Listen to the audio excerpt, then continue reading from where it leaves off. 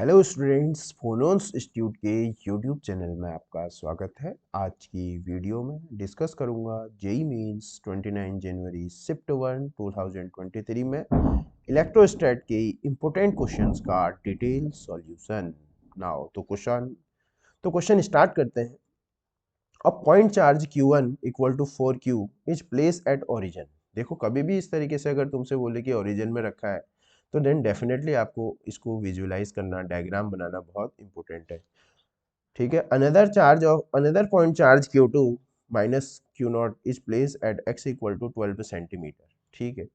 Charge of proton is Q0, the proton is placed x axis, the proton is placed on x axis so that electrostatic force on proton is zero. ये इस sentence का mean से समझ में आ रहा है कि जो electrostatic force on proton is zero होने का मीनिंग समझ पा रहे हैं कि फोर्स कैसा होगा, equal opposite direction, magnitude same होगा और डायरेक्शन अपोजिट होगी। In this situation the position of proton from the origin से हमको उस प्रोटॉन की डिस्टेंस निकालनी है जहां पर क्या होगा, इलेक्ट्रोस्टैटिक फोर्स जीरो होगा।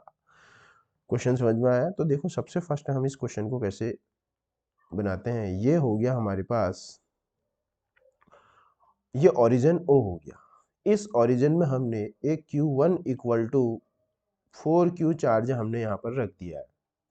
अनदर चार्ज Q2 हमने रखा है, ये अनदर चार्ज है Q2, अनदर चार्ज है Q2, ये माइनस Q0 हमने यहाँ पर रखा है और इसकी जो डिस्टेंस है ये 12 सेंटीमीटर है ओरिजिन से।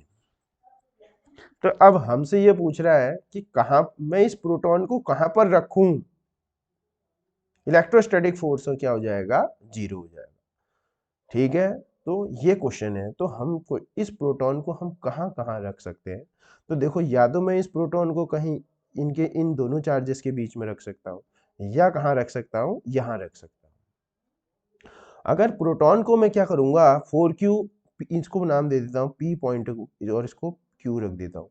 अगर मैं प्रोटॉन को यहाँ रखता हूँ P पॉइंट पर 4Q और माइनस Q के बीच में, तो इन दिस केस क्या होगा, जो 4Q इसमें फोर्स लगाएगा, अगर ये Q0 को यहाँ रख रहा हूँ, प्रोटॉन को यहाँ रख रहा हूँ, ये भी पॉजिटिव ये भी पॉजिटिव, रिपल्सन का फोर्स ऐसे बाहर को F1 बाहर को लग जाएगा।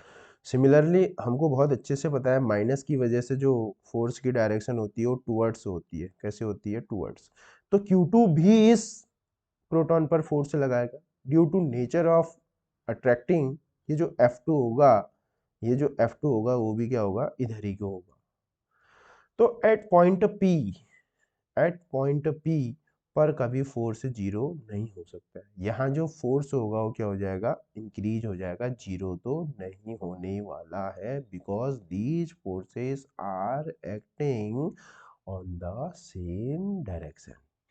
क्लियर? तो अब हम इस Q पॉइंट पर चेक करते हैं, इस Q पॉइंट पर चेक करते हैं क्या यहाँ पर फोर्स जीरो होगा या नहीं। तो इस Q पॉइंट पर कौन कौन फोर्स लगाएगा, 4Q, और यहाँ अगर मैं प्रोटॉन को रख रहा हूँ तो 4Q और Q ये दोनों फोर्स और रिपल्सन बाहर को लगेगा, इसको F1 नाम देते हैं। सिमिलरली ये Q2 इस Q0 को अपनी ओर अट्रैक्ट करेगा, तो ये अंदर को। ठीक है। तो here the magnitude of forces are equal but direction क्या है, अपोजिट है। तो इस पॉइंट पर फोर्स जीरो होने के पूरे पूरे चांसेस है और इसकी डिस्टेंस हमको गिवन नहीं है। Let this distance from origin is D। ये D और ये 12, तो इस चार्ज से कितना हो जाएगा, ये D-12। D-12 क्या हो जाएगा, ये डिस्टेंस हो जाएगी फ्रॉम सेकेंड वाले से इसकी डिस्टेंस। अब कुछ नहीं करना है, दोनों फोर्सेस को हमने क्या करना है, इक्वल कर देना है। This is a problem based on equilibrium. तो एट पॉइंट Q में क्या होने वाला है, एट पॉइंट Q दोनों फोर्सेस का जो मैग्नीट्यूड है वो इक्वल है ना। तो F1 का हम रख देते हैं K Q1 minus just represents the nature of force is attractive. तो हमने डायरेक्शन दिखा दी है, तो न्यूमेरिकल करते समय आप माइनस को ड्रॉप भी कर सकते हैं। Clear? K Q1 Q2 upon r square. ठीक है। यह यहाँ से यहाँ के बीच की डिस्टेंस क्या है, D है। ये it is must be equal to, या तो आप ऐसे भी कर सकते हो F1 plus F2 equal to zero, एक ही बात है। ठीक है, एक ही बात। इक्वल टू क्या होगा, के Q1, Q1 ये क्यू प्रोटॉन प्रोटॉन है, के Q1, Q1 is Q0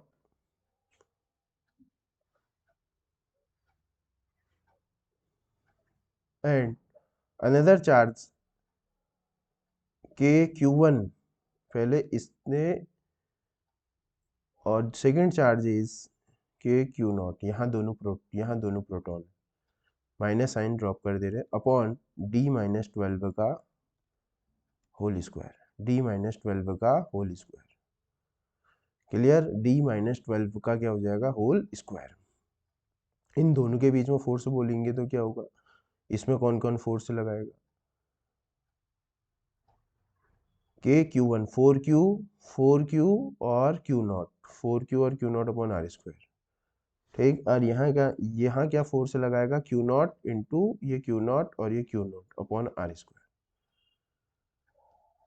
second ये, और इन दोनों के बीच में Q0 into Q0 are square, D-12 का आर स्क्वायर। ठीक है, ठीक है। नाउ फर्दर सॉल्व करते हैं, के से के कैंसिल, Q0 से Q0 कैंसिल, और यहाँ से हमारे पास एक Q0 बचेगा। अब फर्दर इसको और सॉल्व करेंगे तो सॉल्व करने पर हमारे पास क्या बचेगा, 4Q, यहाँ से हम इसकी वैल्यू को फाइंड आउट कर लेते हैं।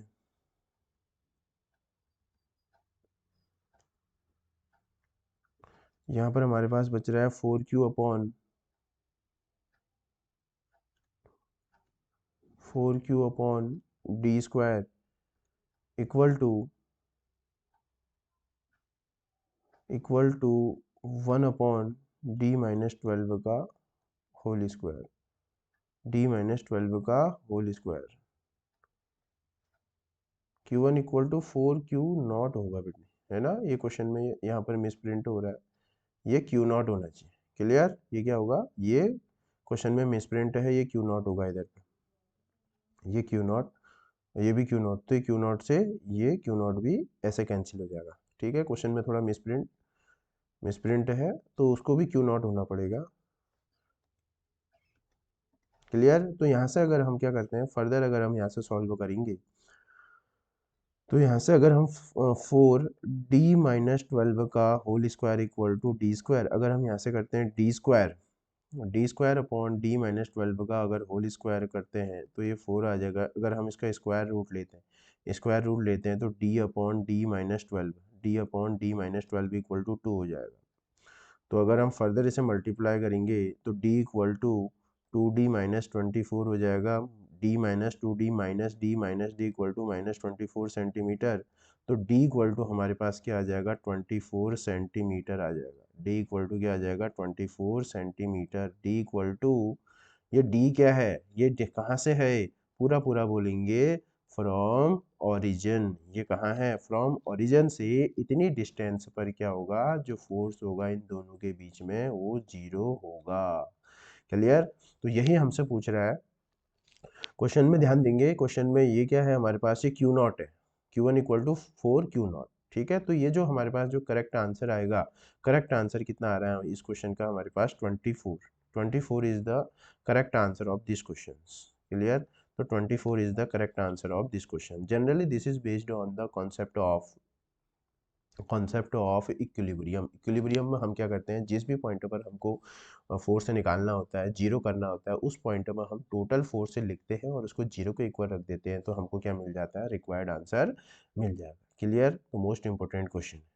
ठीक है, तो इस तरीके की क्वेश्चन की आप ज़्यादा से ज़्यादा प्रैक्टिस करें, ठीक, और अपना स्कोर कार्ड को स्ट्रॉन्ग करें। क्लियर, फर्स्ट क्वेश्चन को क्या करना है, बहुत ध्यान से पढ़ना है और इस तरीके के क्वेश्चंस को बार बार पढ़ना है, क्योंकि जनरली इसी तरीके के क्वेश्चन क्या होते हैं, इसी कॉन्सेप्ट के क्वेश्चंस इलेक्ट्रोस्टैट से पूछे जाते हैं।